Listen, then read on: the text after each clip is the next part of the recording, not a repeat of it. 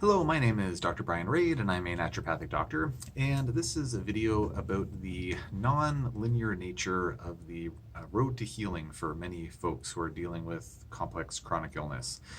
In my experience, having worked with thousands of patients suffering from chronic health issues, it's really quite common that the road to recovery is not perfectly linear.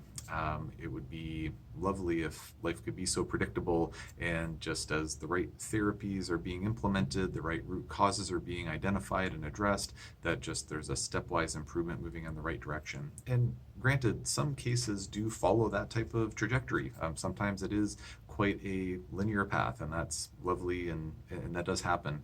But in many cases, it's a little bit more up and down. And, quite frankly, rather than being a perfectly straight linear path moving in the right direction, it tends to be a bit more zigzag where, there's some improvement, but then there's some regression. There's some improvement, some regression, some improvement, some regression.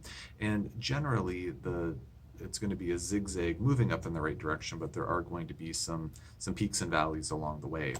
And that's something that, as a clinician who's treating these folks, not suffering with these chronic symptoms himself, it's somewhat easy for me to make that observation and see, well, of all the patients that I've worked with, seeing that type of pattern, when a patient tells me, I was doing better and now the symptom's coming back, or it's flaring up, or, this symptom and this symptom are getting better, but this one's getting worse, what's going on? I'm 100% empathetic, understanding that that's really stressful in the moment. They suck. It's awful to have symptoms. And one of my jobs is to relay to my patients, well, I understand, and I feel your pain with you, but this is not an uncommon pattern to see. There are going to be ebbs and flows. Things are going to wax and wane. And ultimately, it's not a sign that the treatment's not working. It's not a sign that you're incurable, nothing like that. It's more that this is the pattern that the majority of patients observe. There are ups and downs along the way. And granted, when there is a down, when there is a flare up happening, or there's some regression, sometimes we certainly do need to tweak the protocol. Sometimes, flare ups happen every time or not every time, but, more frequently when we're switching up the protocol, or, we've been treating Borrelia, Mycoplasma, Bartonella, and that's gone quite smoothly, but now you've hit a plateau. Now we switch to a mold protocol and you have a big flare. It's like, well, maybe it's because that part of the protocol was more intense, or it was taxing detoxification pathways in a different way that aren't really called upon during antimicrobial treatment. So sometimes those flares or those regressions are due to our treatment efforts trying to get someone better. But sometimes the patient's on a consistent protocol, they're feeling better, and then they're like, oh man, I just had a bad couple of weeks or a bad couple of days. And then if we sometimes just let things be, then we see that things start to upswing again.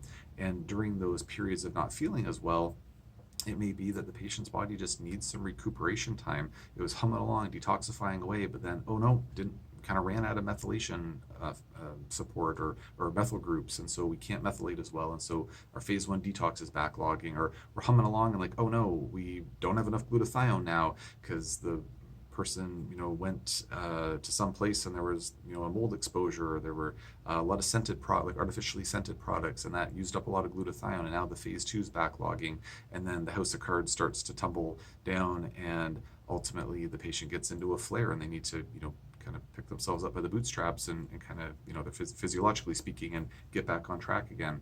So oftentimes there are explanations to why these flares happen, but sometimes there aren't really obvious explanations. But the one consistent pattern that I've seen in my practice is that in many cases there's more of that zigzagging kind of improvement pattern. And so when there are flare-ups happening, it's certainly a good idea to talk to one's clinician, try to troubleshoot to see, hey, how can we get over this flare quickly, or am I on something now that I shouldn't be on?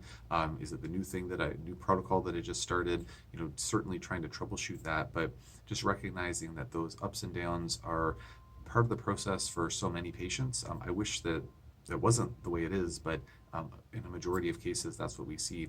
So I hope that this information is helpful. If you have any questions about this topic, or any feedback from your own personal experience about this topic, please feel free to post that in the comment section below. If you have any questions that are outside of this topic, please feel free to post those in the comment section below as well, and I'll do my best to answer them in a future video as soon as I'm able to.